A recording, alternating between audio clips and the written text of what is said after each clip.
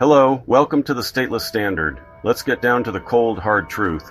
Everything costs too much because of greedy politicians and their cronies. How FDR's attack on the gold standard spawned an age of inflation by Thomas J. DiLorenzo, president of the Mises Institute. In his great classic Crisis in Leviathan, Robert Higgs explained how Franklin Roosevelt's attacks on the gold standard ushered in the age of inflation that has now robbed generations of Americans through the inflation tax. The explanation begins with the goofy economic theory that was the basis for the first New Deal, the backwards belief that low prices caused the Great Depression. Therefore, if government could force prices up by restricting production, the Depression would end. Think about that.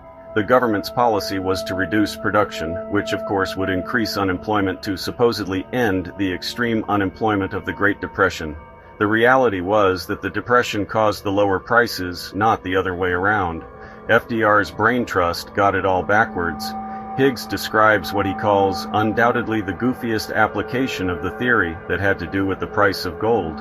Taking the advice of a Cornell University professor of farm management, not of economics, named George F. Warren, FDR argued in 1933 that by forcing up the dollar price of gold, all other commodity prices would increase in proportion.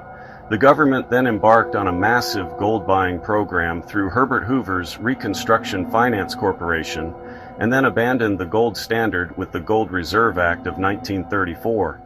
Higgs wrote of how the government then nationalized the gold stock, forbade the private ownership of gold, except for jewelry, industrial uses, and foreign payments, and outlawed all contracts that were to be paid in gold in clear violation of the Contracts Clause of the Constitution. Senator Thomas Gore said to FDR, "Why, that's just plain stealing, isn't it, Mr. President?" Yes, indeed it was, and it didn't work. FDR's farm management expert's theory was refuted. Not that forcing up prices during the Great Depression was a good idea. Meanwhile, the Democrat Party enemies of the Constitution on the Supreme Court were toiling away and trying to destroy the constitutional principles that one cannot be deprived of economic liberty without substantive due process, along with the Contract Clause, which prohibits the government from interfering with legal contracts. They did this by arguing in favor of price control laws, including minimum wage laws. As Higgs describes it, the death of substantive due process occurred with the 1937 West Coast Hotel versus Parish decision, which validated a minimum wage law after previous courts had ruled the opposite. The government's abrogation of contracts where payment was in gold was made legal by simply ignoring the actual due process and contract clauses of the Constitution.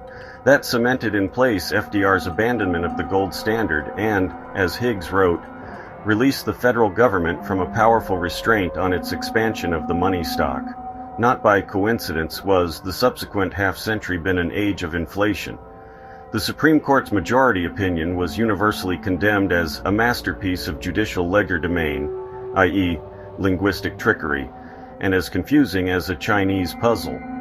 The dissenting minority of the court declared that the Constitution is gone and compared FDR to Nero at his worst, an advocate of confiscation of property rights, which of course he was. One wonders whatever happened to all that privately owned gold purchased by the government's Reconstruction Finance Corporation. Will President Trump discover it during his promised visit to Fort Knox?